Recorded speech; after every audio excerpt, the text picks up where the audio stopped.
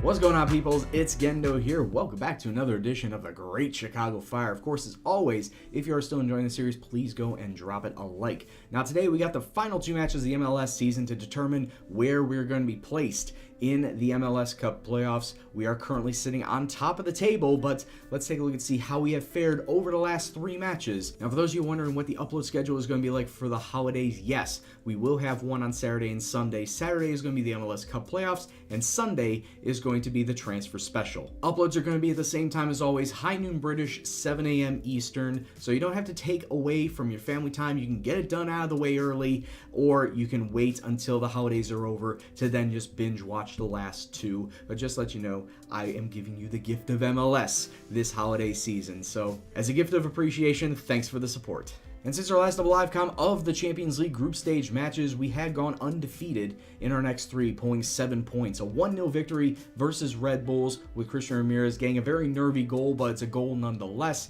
4-1 versus Houston with 4 different goal scorers, and then unfortunately a very disappointing 1-1 draw, and we needed to come from behind to get that draw. So not the best of situations going into the last two. Once again, I don't want to make this a third season running that I'm backing myself into the MLS Cup playoffs, because 50-50 right now of good and bad things happening. But let's not worry about that right now. Let's not worry about the past. Let's make sure that we get ourselves a good future, and let's take a look at what we're going to be doing in this first match. Now, there's an absolute plethora of injuries on the cards right now. We don't have Brandon Vincent, Pizdrowski, Mike Grella. They are all out with injuries, and as you can see down there at the bottom, Ruben Diaz has come back because he tore his damn ACL while out on loan. So he's going to be out for the next 8 months, and more than likely is going to be gone once his contract runs out. It sucks. I mean, he was a really nice youngster in the striker role, but it looks like it's better to just move on from him. But outside of that, the lineup today versus Orlando, and we got Sean Johnson in net, Ramos, Kapelhoff, Merritt, and Chris Hull along the back line. We have Ferreira sitting in the midfield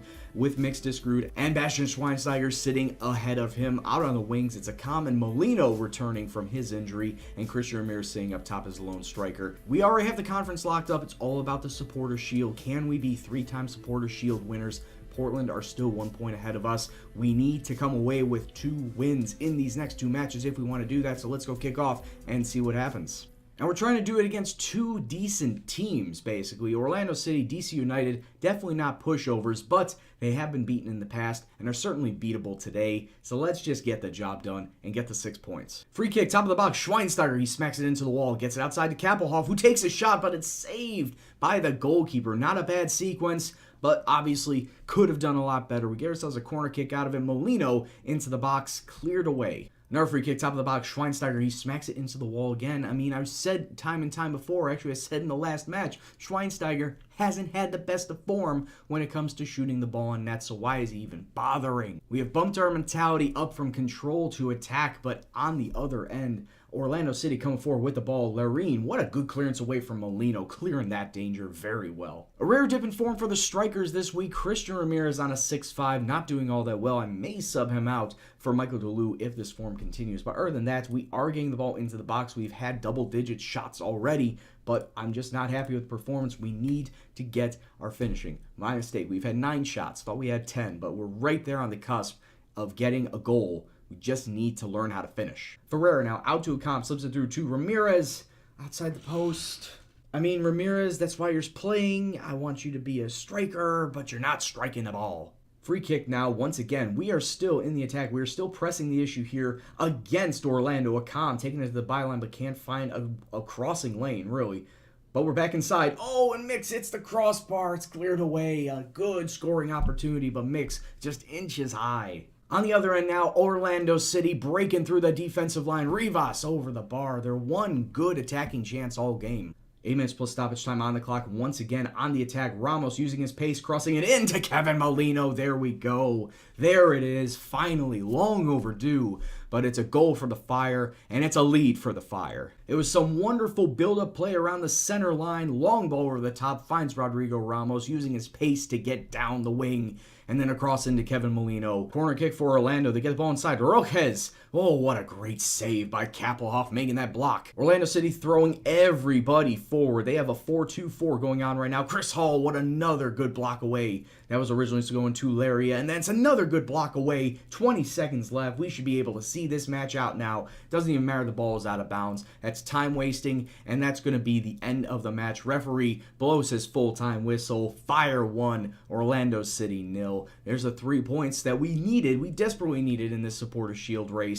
But other than that, that's all the praise I can really lob on this team, because overall, they were not good. They were average at best. And we were very lucky to come away with that goal in the end to give us the 3 points. As it stands right now, everybody's played 33 matches, and we are 2 points clear of Portland. So that means all we need, well, we need a win.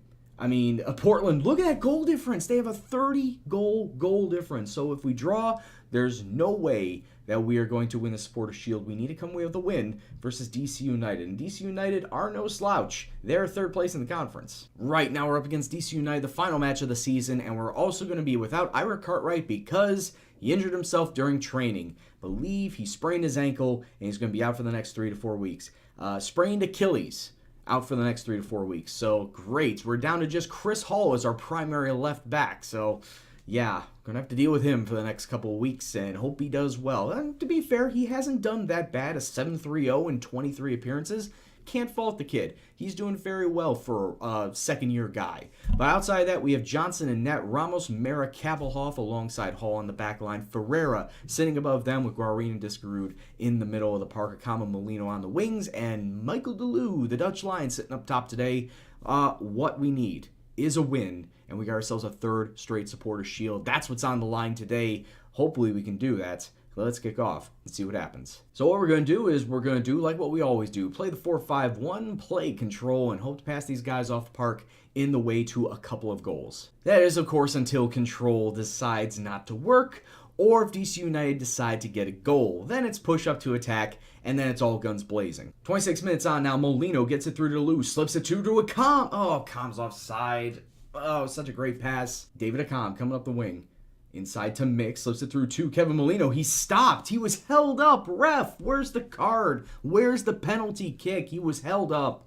He was impeded, and now we're going to get a corner kick out of it, which, of course, does nothing. I don't know what it is with my strikers. Christian Ramirez last match, Michael DeLue this match. It doesn't seem like any one of them get off to a great start, and then whoever replaces them does much better than they do. So it's very unfortunate that DeLue is not having the best of games. But hopefully when I sub him out eventually, the replacement does well. But as of right now, we're not doing very well. Not doing very hot. In fact, I have us on control. I should have had it on attacking, but I'm not happy with anybody's performance. Go out there, get a goal. Make sure that we get the Supporter Shield, boys. Get yourself a couple of goals. Akam now with the ball through to Molino. He's through on net, and Molino delivers 2 matches in a row. It's his 13th goal of the season. It's 1-0 to the Fire. Let's take a look at that on the replay. I mean, this man comes up big when we need it. If it wasn't the hat trick back in the MLS Cup final last year, he's getting goals again this season. This guy, well above his value. Coming directly from the kickoff now, it's DC United looking very, very deadly. They wanted to get themselves a retaliatory goal, but it's a good dispossess, and now we can hit them on a break of our own. Molino through to Mix, taking a shot, but not advised. Not advised. Easily saved by the keeper. 65 minutes on now, and once again, another DC United attack. It's just outside the post. Oh, yes, I thought this was going to happen, where they would be mad by us scoring the first goal, and they are coming out as with all-out offensive. 9 minutes left to go in this match. Christian Ramirez on the ball, taking it deep within the DC United area, but has to lay it back off to Ramos. Finds Guarin to Molino. It was Molino onside. Molino, the talisman of this squad.